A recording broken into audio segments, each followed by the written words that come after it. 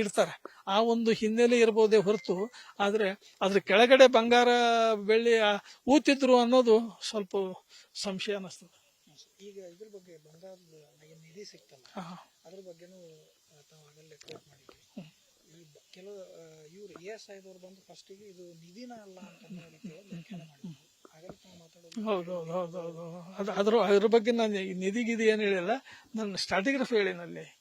ಅಲ್ಲಿ ಏನಂತಂದ್ರೆ ಸಿಕ್ಕು ಆಭರಣದ ಬಂಗಾರದವು, ಅದಕ್ಕೆ ರಾಷ್ಟ್ರ ಮಟ್ಟದಲ್ಲಿ ಅದು ಅಂತಾರಾಷ್ಟ್ರೀಯ ಮಟ್ಟದಲ್ಲಿ ಖ್ಯಾತಿ ಗಳಿಸ್ತು. ಆದ್ರೆ ಆ ಆಭರಣಗಳು ನಾವು ಹೋಗಿ ಅಲ್ಲಿ ಎಲ್ಲ ಅಧ್ಯಯನ ಮಾಡಿದಾಗ ಅವನು ಹುಡುಗ ಹೇಳ್ತಾನೆ, ಅಲ್ಲಿ ಸಿಕ್ಕಂತ ಸ್ಥಳ ತೋರಿಸ್ತಾನೆ, ಅದು ಇಲ್ಲಿ ಕೆಳಗಡೆ ಸಿಕ್ಕು 4 ಫೀಟ್ ಕೆಳಗಡೆ ಅಂತ ಹೇಳ್ತಾನ. ಸಿಕ್ಕು ಆಮೇಲೆ ಎದುರು ಮನೆ ಅವ್ರು ಬಂದ್ರು, ಅವ್ರು ಕರ್ಕೊಂಡು ಹೋದ್ರು, ಅಲ್ಲಿ ನೋಡಿದ್ರು, ಅದು ಮತ್ತೆ ತಗೊಂಡೋಗಿ ಪೊಲೀಸ್ ಸ್ಟೇಷನ್ಗೆ ಕೊಟ್ರು. ಇವೆಲ್ಲ ಅದು ಮುಂದೆ ನಡೀತದೆ. ಆದ್ರೆ ನನಗೇನು ಅವು ಮ್ಯಾಲೆ ಸಿಕ್ಕಿದ್ರೆ ಅಲ್ಲ ಕೆಳಗೆ ಸಿಕ್ಕಿದ್ರೆ ಮತ್ತೆ ಅದು ಬುನಾದಿ ಯಾಕೆ ಮುಚ್ಚಿದ್ರು?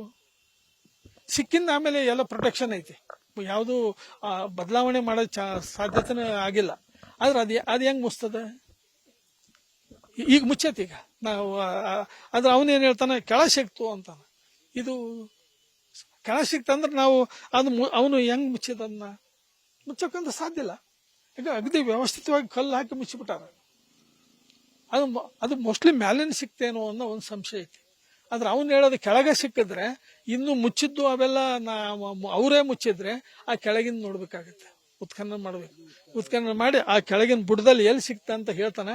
ಅಲ್ಲಿ ನಮಗೆ ಆ ಒಂದು ಹಂತದಲ್ಲಿ ಇವೇನು ಪದರದವಲ್ಲ, ಇಲ್ಲಿ ಒಂದು ಪದರನ ಕಲ್ಲಿನ ಹತ್ರ ಸಿಕ್ಕವಂತಂದ್ರೆ ಅಲ್ಲಿ ಪಕ್ಕದಲ್ಲಿ ಏನೇನು ಕಲ್ಚರಲ್ ಮೆಟೀರಿಯಲ್ ಸಿಗ್ತತೆ ಅದು ನೋಡ್ಕೊಂಡು ಕಾಲಮಾನ ಹೇಳ್ಬೋದು ನಾವು.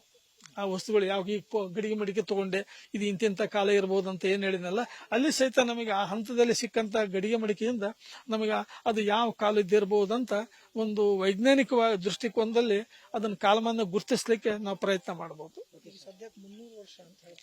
ಅಲ್ಲ, ಅವ್ರು ಹೇಳ್ಬೋದು, ನನಗೆ ಅದು ಯಾವುದು ಕನ್ಫರ್ಮೇಶನ್ ಇಲ್ಲ. ಯಾಕಂದ್ರೆ ಕೆಲವರು ಇನ್ನು ಇತ್ತೀಚಿನ 100 ವರ್ಷದ ಅಂತಾರೆ, 100 ವರ್ಷದಂತ, ಕೆಲವು ವಿಜಯನಗರ ಅಂತಾರೆ. ಆದ್ರೆ ನನಗೆ ಮೊದಲು ಸ್ಟ್ರಾಟಿಗ್ರಫಿ ಗೊತ್ತಾಗಬೇಕು.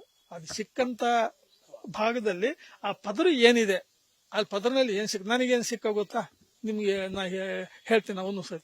ಅಲ್ಲಿ ನೋಡಿದಾಗ ನನಗೆ 2000 ವರ್ಷ ಹಳೆ ಗಡಿಗೆ ಮಡಿಕೆನೂ ಸಿಕ್ಕಾವು ಅಲ್ಲೇ. ಆಮೇಲೆ ನಮಗೆ ಆಧುನಿಕ ಮಧ್ಯಯುಗ ಆ ಕಾಲದಾಗ ಇಲ್ಲಿ ಸಿಕ್ವಲ್ಲ, ಆ ಮಧ್ಯಯುಗ ಅಂತ ಹೇಳಿದಲ್ಲ, ಅಂತ ಗಡಿಗೆನೂ ಸಿಕ್ಕಾವು. ಅಂದ್ರೆ ಅದ್ರಾಗ ಯಾವ ಕಾಲ ಅಂತ ಗುರುತಿಸ್ಬೇಕಂದ್ರೆ ಅವನು ಕರೆಕ್ಟ್ ಇಂಥ ಸ್ಥಳದಲ್ಲೇ ಸಿಕ್ತು ಅಂತ ಹೇಳಿದ್ರೆ ಅದನ್ನ ನಾವು ನಿರ್ದಿಷ್ಟವಾಗಿ ಅದನ್ನ ಗುರುತಿಸ್ಲಿಕ್ಕೆ ಸಾಧ್ಯ ಆಗ್ತದೆ. ಈಗ ಆದ್ರೆ ಅದು ಮಾತ್ರ ಕರೆ, ಅದು ಮೋಸ್ಟ್ಲಿ ನನಗೆ ಮ್ಯಾಲೇನೆ ಸಿಕ್ಕಿರ್ಬೇಕು, ಅಥವಾ ಕೆಳಗೆ ಸಿಕ್ಕಿದ್ರೆ ಯಾಕೆ ಮುಚ್ಚಿದ್ರು? ಮುಚ್ಚಿದ ತಕ್ಷಣ ನಿಧಿ ಬಗ್ಗೆ ಒಂದು ದೊಡ್ಡ ನ್ಯೂಸ್ ಆಯ್ತು, ನಿಧಿ ಬಗ್ಗೆನೇ ವಿಚಾರ ಮಾಡಕತ್ತಿದ್ರು.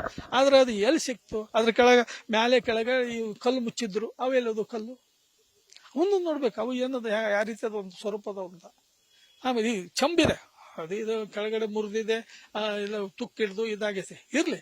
ಆದ್ರೆ ಅವನ್ನೆಲ್ಲ ಅವನು ಗಣನೆಗೆ ತೆಗೆದುಕೊಂಡು ಆಮೇಲೆ ಅಲ್ಲಿ ಪದರದಿಂದ ಸಿಗ್ತಕ್ಕಂಥ ವಸ್ತು ನೋಡಿಕೊಂಡು ನಾವು ಒಂದು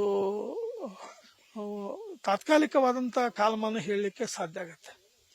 ಈಗ ನಾವು ಅಭಿಪ್ರಾಯ ಹೇಳೋದು ಬೇರೆ ಇಲ್ಲ. ನಮ್ಮ ಅಲ್ಲಿ ಅವ್ರದ್ದು ಕೇಳಿದಾಗ ಅವ್ರ ಪೂರ್ವಜರು 150 ವರ್ಷ ಹಿಂದೆ ತನಕ ನಾನು ಹಿಸ್ಟ್ರಿ ಗ್ರಾಬ್ ಮಾಡಿದೆ. ಆದ್ರೆ 150 ವರ್ಷ ಹಿಂದಿನ ತನಕನೂ ಅವ್ರು ಬಡವರಿದ್ರು, ಅವರು ಕೃಷಿಕರಿದ್ರು. ಆದ್ರೆ ಅವ್ರಂತ ಒಂದು ಶ್ರೀಮಂತರು ಇರ್ಲಿಲ್ಲ. ಅವ್ರು ಶ್ರೀಮಂತರಿದ್ದಾಗ ಮಾತ್ರ ನಮಗೆ ಇನ್ನೂ ಸಾಧ್ಯತೆ ಇದೆ. ಅವ್ರ ಬೇ ಅಂತ ಅದು ಸಾಧ್ಯತೆ ಇಲ್ಲ. ಅವ್ರ ಮನೆತನ ಅವ್ರದ್ದು ಆಗ್ಲಿಕ್ಕಲ್ಲ, ಅವರು ಶ್ರೀಮಂತರು ಆಗಿದ್ರೆ ಅಂತ ಒಂದು ಕೆಜಿ ಗಟ್ಲೆ ಬಂಗಾರದ ಆಭರಣ ಮಾಡ್ಕೊಂಡಿದ್ರು, ಅರ್ಧ ಕೆಜಿ ಗಟ್ಲೆ ಬಂಗಾರ ತಂದಿದ್ರು, ಇಟ್ಕೊಂಡಿದ್ರು ಅಂತ ಒಪ್ಪೋದು. ಅದು ಆದ್ರೆ ಅವ್ರದ್ದು 150 ವರ್ಷದ ಹಿಂದಿನ ತನಕ ಅವ್ರ ಮನೆತನದ ಚರಿತ್ರೆ ತಗೊಂಡ್ರೆ ಅವ್ರದಂತ ಶ್ರೀಮಂತರು ಇದ್ದದ್ದು ನಮಗೆ ಕಾಣಲ್ಲ. ಈಗ ಅವ್ರಿಗೆ ಹೋಗಿ ಅವತ್ತು ಅವ್ರಿಗೆ ಇಂಟ್ರೂ ಮಾಡಿದೆ. ಇರ್ಲಿ, ಒಟ್ಟಾರೆ ಏನಂದ್ರೆ ಅದ್ರ ಹೇಳೋ ಪ್ರಕಾರ ರಾಜಮನೆತನಗಳ ಸಾಮಾನ್ಯ ಜನ ಬಳಸೋ ಜನಸಾಮಾನ್ಯರು ಅಥವಾ ಶ್ರೀಮಂತರು ಬಳಸೋ ಆಭರಣಗಳು ರಾಜಮನೆತನಗಳ ದೊಡ್ಡ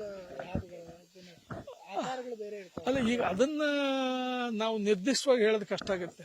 ಯಾಕಂದ್ರೆ ಇವತ್ತು ಈಗ ಹೋದ್ರೆ ಶ್ರೀಮಂತರ ಮನೆಗೆ ಹೋದ್ರೆ ಸಾಧಾರಣ ಆಭರಣ ಹಾಕೊಂಡವ್ರು ಸಿಗಲ್ಲೇನು. ಹಂಗಾರೆ ಶ್ರೀಮಂತರ ಮನೆ ಅಲ್ಲಿತ್ತೇನು?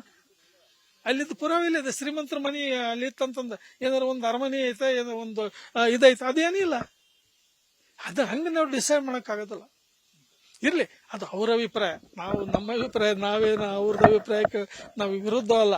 ಆದ್ರೆ ಅವ್ರಿಗೆ ತಿಳಿದದ್ದು ಅವ್ರು ಹೇಳ್ಯಾರ, ನಮಗೆ ತಿಳಿದದ್ದು ನಾವ್ ಹೇಳ್ತೀವಿ. ಅಲ್ಲಲ್ಲ, ಬಹಳ ಒಂದು ಅದನ್ನ ತೆಗೆದಿದ್ದರಿಂದ ಇತಿಹಾಸ ಅಧ್ಯಯನ ಮಾಡ್ತಕ್ಕಂಥ ಸಂಶೋಧಕರಿಗೆ, ವಿದ್ಯಾರ್ಥಿಗಳಿಗೆ ಅದರಿಂದ ಅಲ್ಲಿ ಇನ್ನೂ ಹೆಚ್ಚು ಸಂಶೋಧನೆ ಮಾಡಬೇಕು, ಅಥವಾ ಮಾಡಿದ್ರೆ ಅದು ಅಲ್ಲಿ ಇನ್ನೂ ಹೆಚ್ಚಿನ ವಿಷಯ ಸಿಗಬಹುದು ಅಲ್ಲಿ ಆ ಊರಾಗ ಅಂತಕ್ಕಂಥ ಭಾವನೆ ಸಹಜವಾಗಿ ಹುಟ್ಟಿಕೊಂಡದೆ. ಅದು ಆದ್ರೆ ಆ ಒಂದು ಆಭರಣಗಳು ಪ್ರಾಯಶಃ ನಮ್ಮ ಕರ್ನಾಟಕದಲ್ಲಿ ಅಷ್ಟೊಂದು ಪ್ರಮಾಣದಲ್ಲಿ ಈ ಭಾಗದಲ್ಲಿ ಸಿಕ್ಕದ್ದು ಕಾಣೋದಿಲ್ಲ. ಅಷ್ಟೊಂದು ಪ್ರಾಯಶಃ ಪ್ರಥಮ ಬಾರಿಗೆ ಅಷ್ಟೊಂದು ಪ್ರಮಾಣದ ಆಭರಣಗಳು ಸಿಕ್ಕವಂತ ಕಾಣುತ್ತೆ. ಇಲ್ಲ, ನಾನು ಅದು ಶೈಲಿ ಬಗ್ಗೆ ನಾನು ಎಲ್ಲ ಇದು ಮಾಡ್ತಾ ಇದ್ದೇನೆ. ಇನ್ನು ನನಗೇನು ಸ್ಟ್ರಾಟಿಗ್ರಫಿ ಬೇಕು. ನಾ ಶೈಲಿ ಏನು ಹೇಳ್ಬೋದು, ಸ್ಟ್ರಾಟಿಗ್ರಫಿ ಎಲ್ಲಿ ಸಿಗ್ತದೋ, where exactly you found that, ನೀವು ಅದು ಇಂತಲ್ಲಿ ಸಿಕ್ತು ಅಂತ ಕರೆಕ್ಟ್ ಹೇಳಿದ್ರೆ ಆವಾಗ ನಾನು ಅದನ್ನ ಹೇಳ್ತೇನೆ. ಇಲ್ಲ, ಅಲ್ಲಿ ಪಕ್ಕದಲ್ಲಿ ಏನೇನಿದೆ, ತಗ್ನಾಗಿದೆಯೋ, ಒಂದೇ ಲೆವೆಲ್ನಾಗಿದೆಯೋ, ಒಂದೇ ಲೆವೆಲ್ನಾಗಿದ್ರೆ ಅಲ್ಲಿ ಏನೇನು ಗಡಿ ಯಾವ ಟೈಪ್ ಸಾಂಸ್ಕೃತಿಕ ಪುರಾವೆಗಳಿದ್ದಾವೋ ಆ ಸಾಂಸ್ಕೃತಿಕ ಪುರಾವೆಗಳು ನಾನು ಅವನ್ನ ಗುರ್ತಿಸ್ಲಿಕ್ಕೆ ಸಾಧ್ಯನೋ, ಗುರ್ತಿಸಿದಾಗ ಅವಾಗ ಅದು ಈ ಕಾಲದಲ್ಲಿ ಇಟ್ಟಾರ. ಹಂಗಾದ್ರೆ ಇದು ಯಾವ ಕಾಲದ್ದು, ಅವೆಲ್ಲ ಪ್ರಶ್ನೆ ಬರ್ತಾವ. ಅದಕ್ಕೆ ಈಗ ನಾನು ಅದನ್ನ ಬಗ್ಗೆ ಅಧ್ಯಯನ ಮಾಡಿಲ್ಲ. ನನಗೆ ಅದ್ರ ಬಗ್ಗೆ ನಿರ್ದಿಷ್ಟವಾಗಿ ಗೊತ್ತಿಲ್ಲ. ಆದ್ರೆ ಅದು ಸಿಕ್ಕಿರೋದೇ ಒಂದು ಈ ಬರೇ ಲಕ್ಕುಂಡಿಗೆ ಒಂದಲ್ಲ, ನಮ್ಮ ಕನ್ನಡ ಜನತೆಗೆ ಒಂದು ಅಭಿಮಾನ.